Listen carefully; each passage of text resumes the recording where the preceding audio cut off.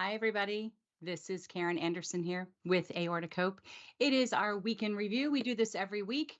Why do we do it? We do it so that we can share information, educational information, some lighthearted articles, and just overall general stuff that we find very interesting for the aortic community. We share it so that those individuals that might not be on Facebook or in some of these other social media genres, that they can just hop on here and have an opportunity live to interact with myself, whomever else joins me sometimes as a co-host.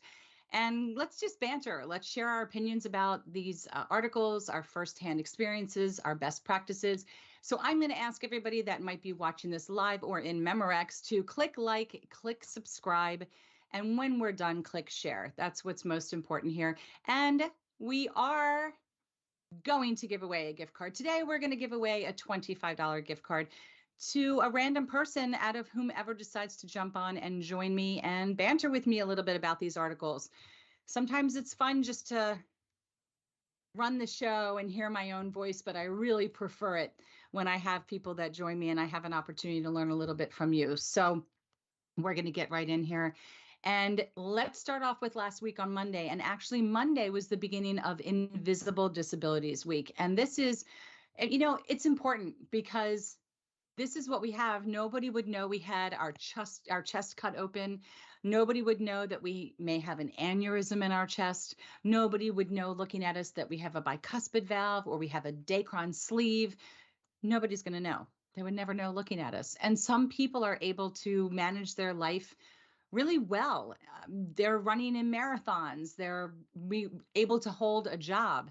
And then there's other people that are really struggling. And when you can't see it or feel it, when nobody knows you have PTSD and you're suffering, that's where the term invisible disability comes into play. So let's talk a little bit about this. According to Psychology Today, in the article, The Challenges of Living with an Invisible Illness, written by nurse Angie Collins Burke and Susan Conkright, an invisible illness is actually defined as a medical and or psychological condition that isn't obvious to others. Now, aside from the challenges of facing the day-to-day activities, facing each day, one of the most difficult and often hurtful consequences is the lack of understanding from others. And that would be your inner circle as well as just the general public. And those with invisible disabilities are frequently faced with comments, judgments, and rude questions.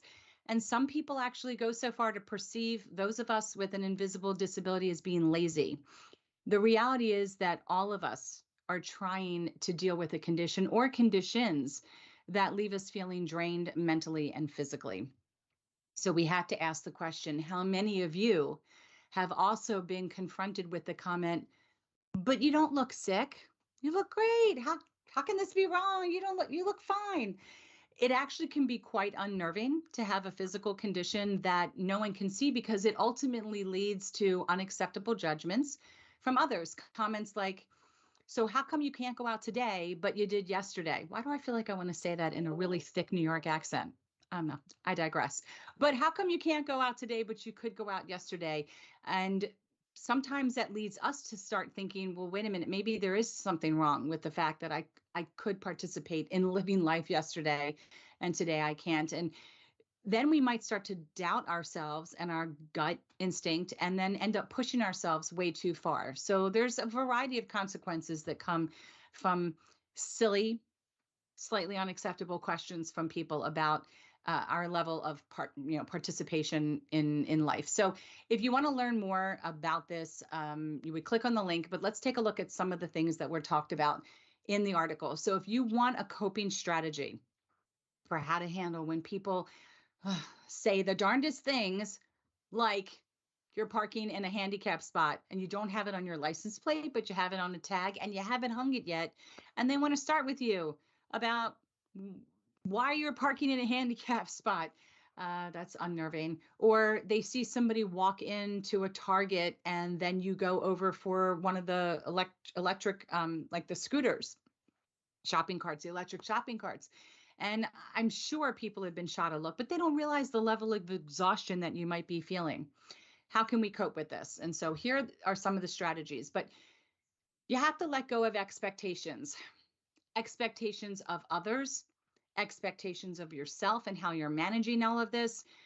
Having an unexplained or an unshared expectation, it's usually going to leave you feeling less than fulfilled and lead to disappointment. So that's one coping strategy. Another is to actively find support. Now, you can find your support through friends, through family, or through a group like Aortic Cope. And as you know, we offer quite a few support group meetings. They're all closed and virtual, just saying. But finding support is important. And drop guilt. Stop feeling guilty about what you can and can't do. It really serves no purpose.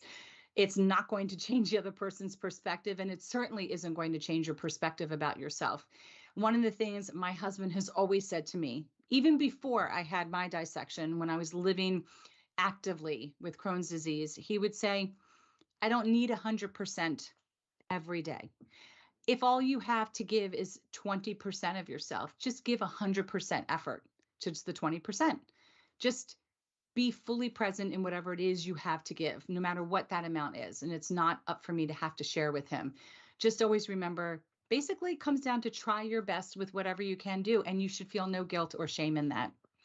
Seek professional help to help you manage any symptoms you're feeling. See, one of the things you have to remember that I've learned over the years is if you do not feel you're living a quality of life, a high quality of life, it may not be the same as your life before being diagnosed or managed for aortic disease. If you feel that your quality of life is being impacted, you need to share that with your physician, because it could just be a matter of changing a prescription and then the whole world might open up to you. It could be there's something else going on. So don't live in silence, suffering with your symptoms. Reach out and share them with your doctors. Experiment with activities that you enjoy. If you're someone that's unable to go back to work and you're struggling with what can I do in my day to day, don't worry about what the community or anybody else or strangers or family or friends think of you. They don't see what you have going on internally. Think about what other things might be of interest. Try many different types of hobbies. I guarantee you'll find something that you find interesting.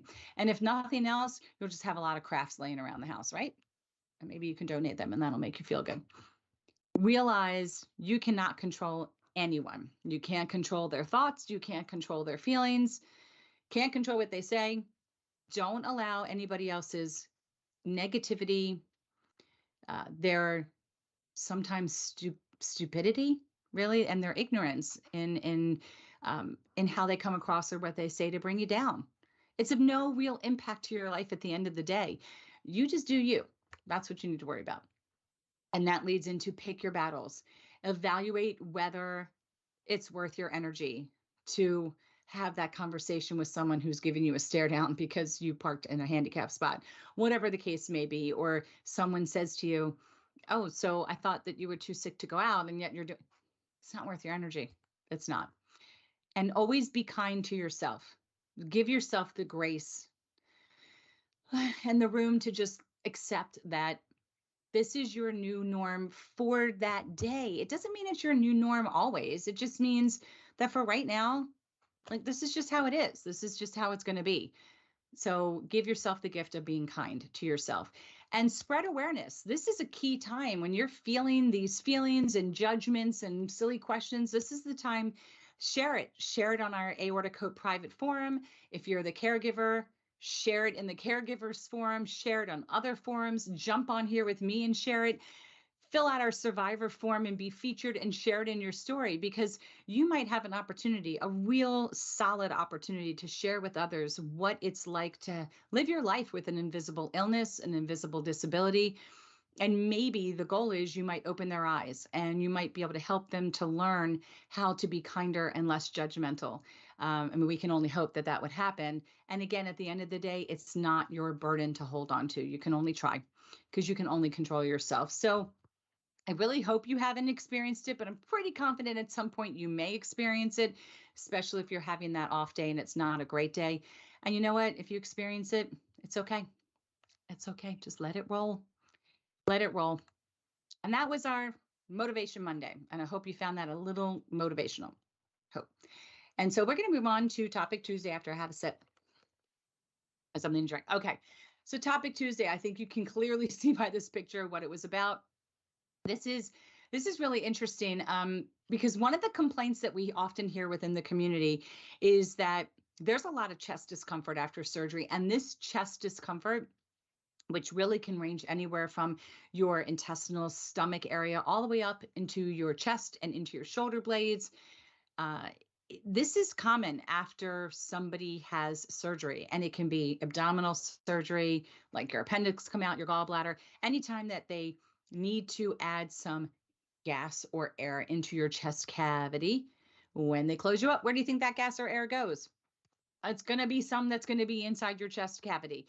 Also, when you are put to sleep, they turn some things off. So it's not like your intestines are actively moving food through your system while they're doing surgery. Remember, you haven't eaten and now you're under anesthesia. So there's this whole waking up process. But discomfort definitely will happen with a sternotomy, as I always screw up the words. But this particular pain, it is unique. And I will say that after having 4 abdominal surgeries, when I woke up from my emergency dissection, I didn't even realize that I had chest surgery because I was a little out of it, but I noticed right away that my stomach didn't hurt because I had use of my stomach muscles. And so that was very strange. And I will say that the pain in abdominal to me was a lot worse than open heart surgery, but it is very distinct. It is very unique. And it can end up situating itself in the upper chest, under the collarbone, in the shoulder bone, et cetera. I personally had so much of this pain. I went to the ER many times after surgery because I didn't know what all these pains were about. I didn't know that could even be a possibility. See, a lot of these things that we talk about on Week in Review, on our posts on our website, on the posts that go on Instagram, on the posts that are in Facebook, are really things that are not shared across the board with the community. And it just boggles my mind. It's so simple and it's so common that why can't our doctors just share some of this, create their own checklist, right? Say, did I tell Anderson about this? Did I tell Anderson about, because they know we're probably going to experience it, and they know they're going to get a call from the ER that says, Anderson's and Karen Anderson's in the ER. I don't know why this stuff's not shared, but we're sharing it with you because we hear enough about it in the community, and it is common and it hurts. And you will be concerned that you're having another dissection, even though you've been fixed, and you'll be concerned that something went awry or there's an infection. And typically, I'm not a doctor and I'm not saying this is for everybody across the board. Typically, it's not. It's the uncomfortability that comes with having this procedure, with this surgery. So as we mentioned here, we are not medical professionals. We're only sharing our personal experiences to provide thoughts in you that maybe you'll take back to your doctors. But if you are having discomfort and you're unsure, you should share that information with your physician. This article comes from the Society of Thoracic Surgeons. It was written by Dr. Orbe, Dr. Geller, and again, it was titled "Chewing Gum After Heart Surgery May Actually Relieve Gut Problems." So this is something that you want to take back to your doctors and discuss. I know Dr. Stacy Fisher, a cardiologist, has been on many times and has said that generally speaking, if you're feeling discomfort, give it 10, 15 minutes or so. See if you can roll on your left-hand side, which is the GI side. That'll help movement. And see if maybe Tums or Gas-X doesn't relieve anything, or can you replicate that sensation again? If you're not receiving any relief, it is always never wrong to go in to be checked out to make sure everything's okay. So just remember that. But this article that we posted from the Society of Thoracic Surgeons was really a first of its kind study that examined the impact of sham feeding. And we're going to learn about that on patient recovery. So chewing gum may actually kickstart your digestive tract, helping it start to move, helping patients feel better, and thus leading to potentially earlier discharge that might happen sooner.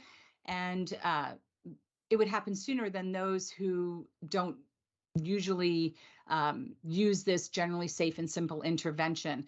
And this is according to the research presented at the 18th Annual Perioperative and Critical Care Conference by the Society of Thoracic Surgeons. So we're going to take a little peek at this article here, and I'm just going to read to you what it says because I'm sure it's a little bit tinier behind me, but an underappreciated concern after cardiac surgery is the development of an ileus, or a slow return of bowel function, says Dr. Aurora from the St. Boniface Hospital in Winnipeg, Canada, who was not directly involved in this research. But the notion that something as simple as chewing gum after heart surgery could minimize this problem is highly appealing. In hundreds of patients undergoing cardiac surgery who were given one piece of gum to chew after recovering off the ventilator, fewer than 1 in 100 patients developed an ileus. And again, we explained what an ileus is. This was a striking nearly 5-fold reduction compared to the historical average. This anticipated study will be highly discussed with much to chew on. Chewing gum is believed to be the stimulant that would help get your intestines going by tricking them into believing that food is actually coming. And that's what happens. When you chew, it does get the intestines going. And if you just chew gum, because they're not going to give you food immediately after surgery, we know that. We're lucky if we get one of those green sponges on a stick to kind of wet the mouth, and then you upgrade to ice chips. So before that, if you get the gum right coming off of the filter, this is the concept that is sham feeding. You trick the intestines into thinking something's coming down, which is any procedure that will actually mimic normal food consumption, but where food and drink are not actually digested or absorbed. That's what sham feeding is. And according to the researchers, post-operative gum chewing is an effective and inexpensive intervention that helps improve how patients feel after surgery. When patients feel better, they're more likely to participate in their own recoveries and ultimately will be discharged faster. Given the minimal risk and extremely trivial cost of this intervention of giving one piece of gum, the incorporation of chewing gum following cardiac surgery should be strongly considered as a new standard of care, says Dr. Singh. Talk to your surgeon about considering using chewing gum after surgery. So now that you've heard about this article, this should make you think, I'm going to talk to my surgeon. I'm going to ask if I can have a piece of chewing gum because I learned about sham feeding. Almost everyone that participates in sham feeding can benefit from an affordable, tasty, and refreshing pack of gum. So food for thought. Or is it gum for thought? Maybe it's gum for thought. Chew for thought. Chew on it. See if somebody, the next time someone's on with me, I might be able to make them laugh. Hopefully you're laughing. I'm making myself laugh. How much do you think that stick of gum is going to cost out of the hospital with that markup? It's the most expensive piece of gum on the planet. It's going to, Josh, thank you for chiming in. See, now everybody can hear you. I'm so excited I can banter with you. That piece of gum, that piece of chiclet gum that's going to lose its flavor after 5 bites, it's going to cost $1 million. $1 million. It's going to be $18 for a chiclet. It's going to be $18 for a chiclet. But let me tell you, as somebody who had that pain that would make me yell, somebody burped me because I needed that gas to get out, I would pay $18 out of pocket for that chiclet. But here's the thing. If I knew about this, my mother would have brought gum into the hospital. I would have been sneaking gum from her pocket. $18. I like $1 million. All right. We're moving on. We're moving on to therapeutic Thursday, and it was still invisible disabilities last week. So we're going to expand on the but you don't look sick thought process because we're into invisible disabilities. So let's expand on this. Did you know that while some disabilities are visible to onlookers, some other disabilities are not obvious, which is often mentioned by experienced individuals, as we said, as invisible or hidden disabilities. This is according to the Center for Disability Rights. We talked about this. Have you ever noticed somebody just kind of staring at you when you use the handicap spot? Yes. Yes, I have for many, many, many years. Situations like this can be very stressful, and they actually do produce a lot of anxiety. Both of these, stress and anxiety, are really not good for anybody in this aortic community. So trying to hide your disability, though, or limitations for fear of scrutiny may actually cause more damage than good. So it's this like catch 22. You're either going to you're either going to feel anxiety and stress because you know you're being judged, or you're going to try to act like you're really healthy and then potentially hide your issues even from yourself and push yourself. And then that's might not have a good outcome. So let's take a look at this article about that. And some of the things that you can do in addition to the strategies we talked about in the prior article, which were from our Motivation Monday. Um, if you come across somebody, so this may not necessarily be you, but if you come across somebody who says they can't perform certain tasks that might seem simple to you, you should believe them. So this can also be used in a conversation that you can have with a family member or a friend. You can say to them, hey, listen, if I ever share with you that I can't do something, please believe me. Please believe me. I don't think anybody believed me but my husband when I said I couldn't Swiffer the kitchen floor without becoming exhausted. I can't bend over the washing machine or dryer to pull things out because it's very deep for too long because I feel like I'm going to pass out. And I think it actually took him a little bit too to fully understand that he didn't need to understand it, to just simply believe it and accept it. If someone ends up opening up to you about a hidden disability, don't assume they're lying or making it up. Again, switch this script, flip this script if you need to, and say to somebody, I am opening up to you about my hidden disabilities. I would not lie about something like this. And ultimately, you do not need to believe me. You don't need to accept it. You just need to respect it.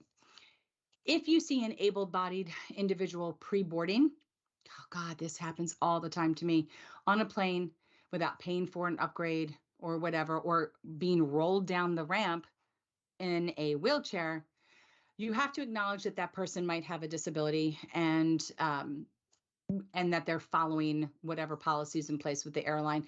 I get looked at all the time. I board with pre-board for disability for 2 different medical conditions I have. So I'm always pre-board.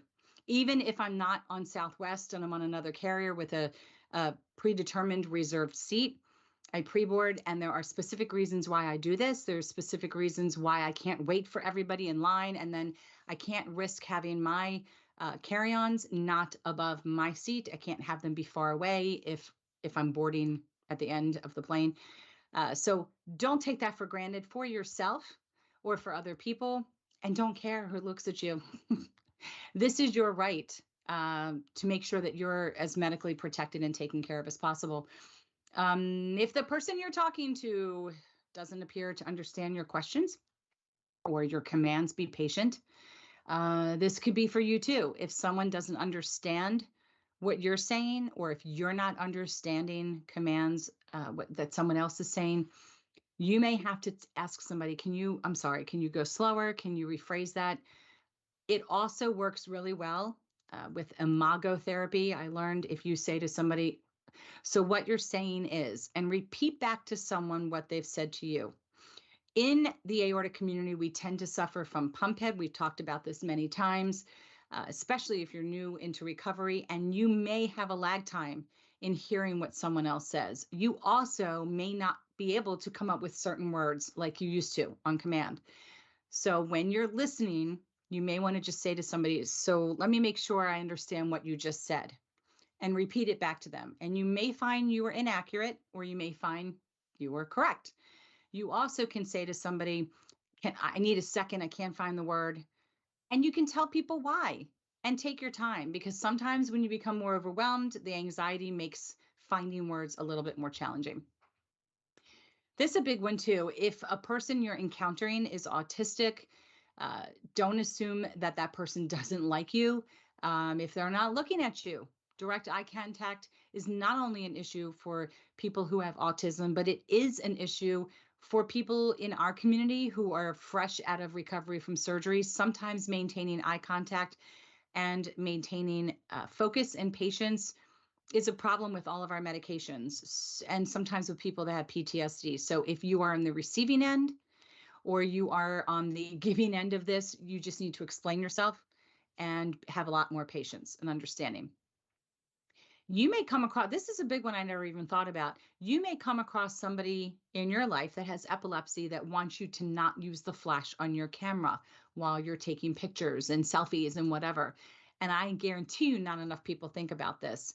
Also, there are people in our community who have had detached retinas or dissections in that go up towards their eyes, and maybe bright flashes are a problem. You should speak up as well and just tell your needs. Can't guarantee that you're going to get what you want, but this is the whole key of advocating for yourself and letting somebody know that you're maybe a little bit bothered if something's taking place near you. But it's also so that you're aware how other people react around you. They may have an invisible disability too. We also talked about if a person is parking in an accessible parking lot with a valid tag or license, they could have chronic pain, they could have MS, they could have an illness, they could have an injury that you just don't see. Don't assume that someone's parking illegally. And for yourself, if you're parking there, stop being uncomfortable that parking there. That spot is there for you for a reason, and it's clear why you're using it, and it only needs to be clear to you. So if you have your tag, your hanging tag, if you have the tag on the back of your car and your license plate, don't worry about it. Don't worry about what someone thinks. Just let it go. Okay. If you are a student and you need extra time to take a test, you have sometimes need to explain that to your teacher. Don't worry about what other students think. If you are a student and another student is taking extra time, stop worrying about what someone else is doing. This is all part of the invisible illness that we don't need to know other people's business, and they don't need to necessarily know ours. Advocate for yourself and be patient and kind in regards to other people. If someone is unable to do a task, stop assuming that they're lazy. Of course. What do you need to accomplish this task? That's what we should be asking our loved ones and friends to ask of us, and that's what we should ask of others. See, what I loved about this list is it definitely goes both ways. And always, in any case, if you think someone needs help, ask them. And if you need help, ask for it. This will help prevent any additional injuries or situations to yourself. If you know someone who has an invisible disability, don't assume that you'd understand the needs of all individuals with different disabilities. And someone else with a disability should not assume that they understand the needs that you have. So again, this is about communication, and it's about people coming to terms with realizing that they don't need to know what's wrong with you. Unless you decide to disclose it, it's really not their business, but it is your responsibility to speak up and let someone else know what you need. So hope some of these tools helped you a little bit. I know for me, coming to terms with parking in an accessible spot was hard for me at first to accept. I don't always do it. I do it when I know I need to do it. I always think to myself, someone might need that spot more than me. But I also really struggle sometimes at the airport. I know that people are looking at me like, why do you need to go on first? You don't have a wheelchair. That's, of course, going to be their first thought. Or you're not on crutches. You didn't lose a limb. And I can't help that. I can't fix that for anybody. I just can't. I have to do what I need to do to protect myself and enable me to have the safest flying experience. And I can remember shortly after I had my dissection, I went to go see a baseball game, and I could barely make it from the car to the stadium. And so as soon as I got to the stadium, I needed to request a transport chair, basically a wheelchair that they had for rent. And friends were pushing me, whatever. And I had a friend that was there with me, and she said, "Do you realize that people are staring at you?" Right away, my answer was like, I don't really care. I made it to a baseball game. I never thought I'd make it to another one again in my life. I thought I was going to die. If I have to be in this chair forever, I don't care. At least I'm experiencing things in my life. And I never even thought to look at anybody. What I realized is it's very hard to be on a scooter or a wheelchair in Disney. That is like, it's like playing a human game of Frogger. They don't care. They just zoom right in front of you. You can like roll over a small child. They don't care. So I had to be much more aware of my surroundings, and certain situations, I just decide it's not worth it. I will be safer if I walk and take breaks than to be crashed into. So that's, again, some more information that we provided for everybody about invisible disabilities. There you go. We're zipping through last week. We're just zipping through. Okay. that led us to Feel Good Friday. And I am bringing up what was our first Friday fundraiser at the beginning of October. I'm bringing it up again because it's that time of year. It is card giving season. Do you see all these different options? All these options from an organization called More Than Cards. And we have an established relationship with them. I've worked with them before when I was part of the Crohn's and colitis world. And they are a greeting card company that gives a portion of the sales uh, where people click on Aortic Hope to receive it. They give a portion of those sales directly back to us as the organization. And they offer exceptional quality and cards and an extensive variety of cards too. You can even personalize your own cards. And I've got one better than that, but you can get them in 5x7, 6x8, foil lined envelopes and gold embossed, like all kinds of great stuff. Even their budget cards are really amazing too. And we talked about this before, if you have a child, a grandchild, what have you, you can submit their artwork. Kids receive a $50 gift card if chosen, and that artwork can go on a card stamped with our Aortic Hope logo on the back. And what better way to send a card? It's kind of a gift. It's a 2-for-1. You're sending the card with your kid's picture, and they're getting a card. Like, who wouldn't want that, right? It's kind of cool. What teacher wouldn't want a holiday card with artwork from their student? See, I think outside of the box, but just click the link. And when you get into the More Than Cards website, be sure to pick Aortic Hope as your charity of choice, and we would greatly appreciate it. That was our Feel Good Friday. All right.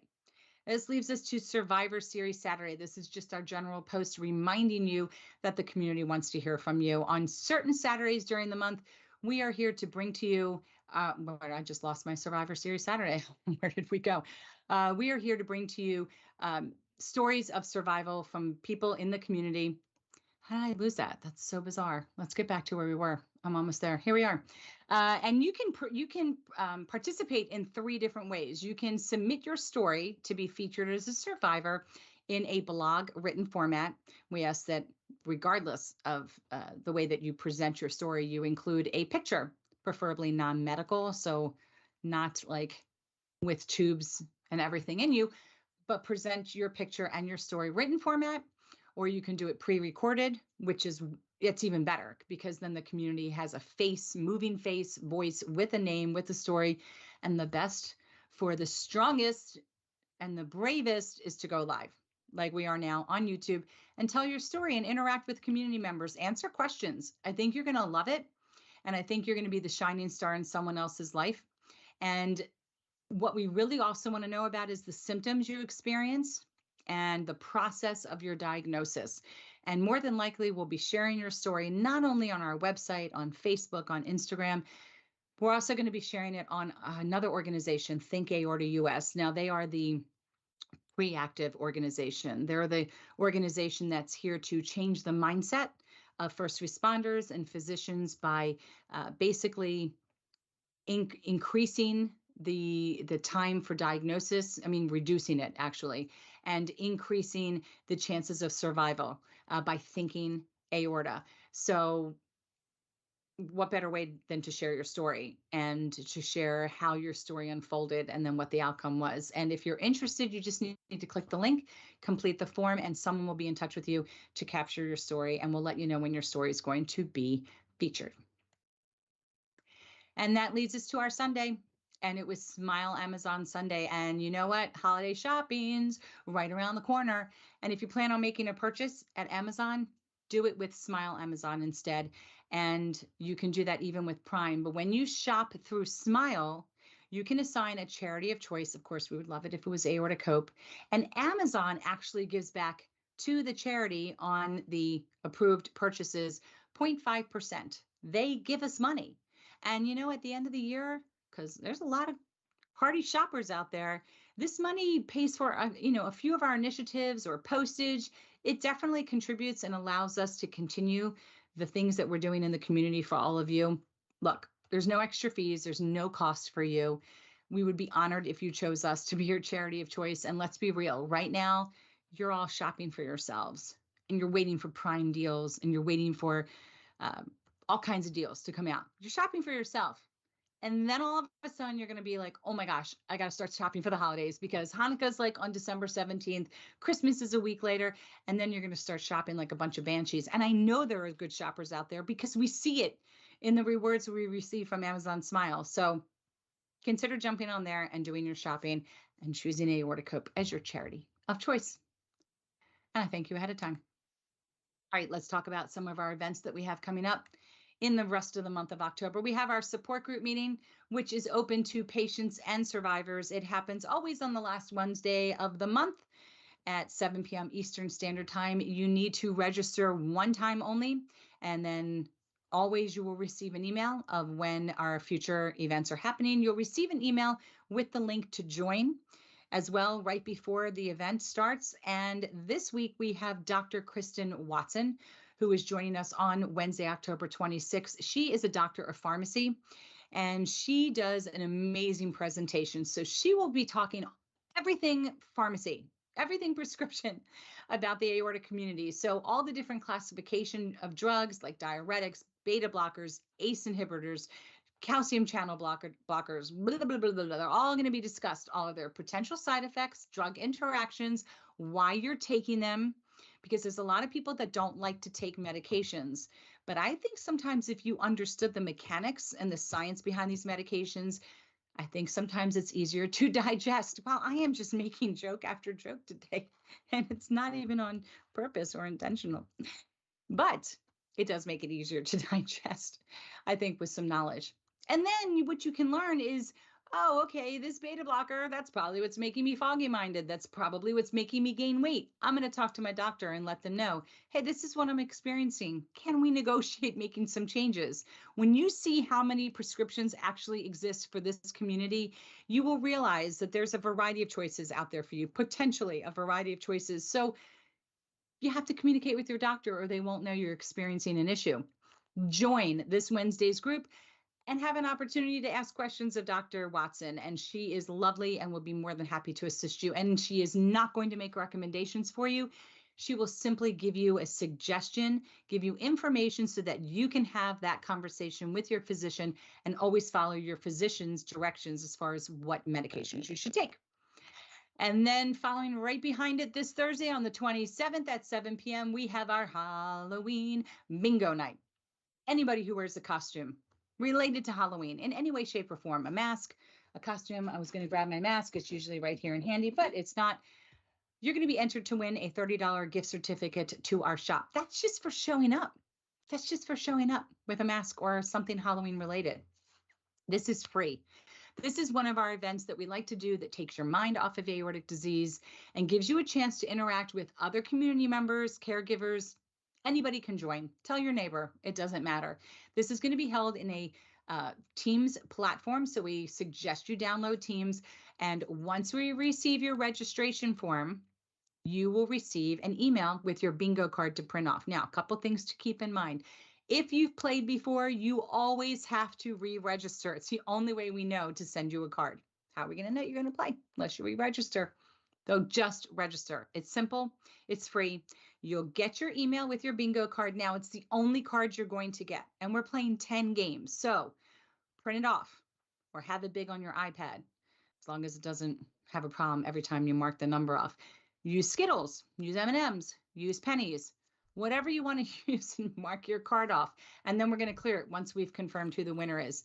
They are 10 rounds and they are fun rounds. They are regular bingo and a variety of specials. And the prizes range in value anywhere from, let's say, $10 in value all the way up to $50. And then the best part is if you haven't won by the end of the night, you automatically get to play in the biggest loser round. And that's always special because that's a $50 gift card right there to our shop. And then you can buy some swag and answer questions about aortic disease and what it's all about. So hope to see you Thursday night. Now I got to think about what I want my costume to be, but it'll be a lot of fun.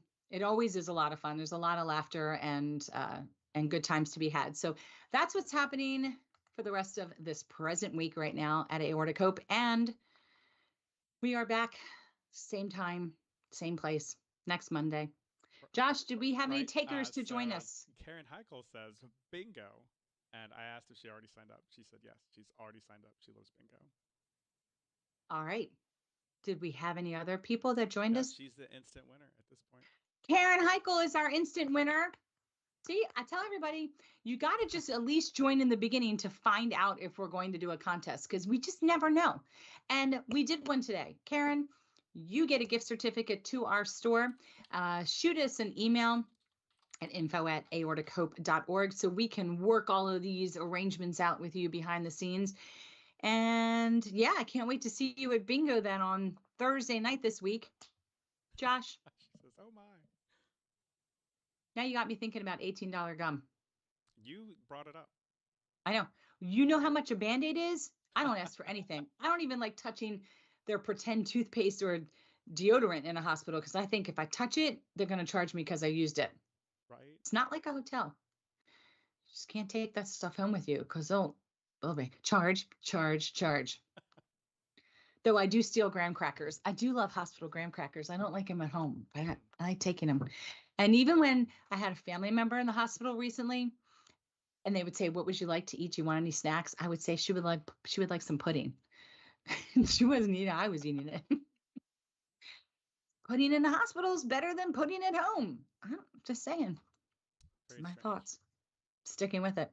All right, we're out. Thank you so much for joining. Don't forget to click like, to click subscribe, hit the little bell so you're notified about all the events we're doing, because you know what? We've got some great events planned from now till the end of the year, and wait until 2023. I have no idea what's going to happen, but it's going to be special, and you're going to want to know about it.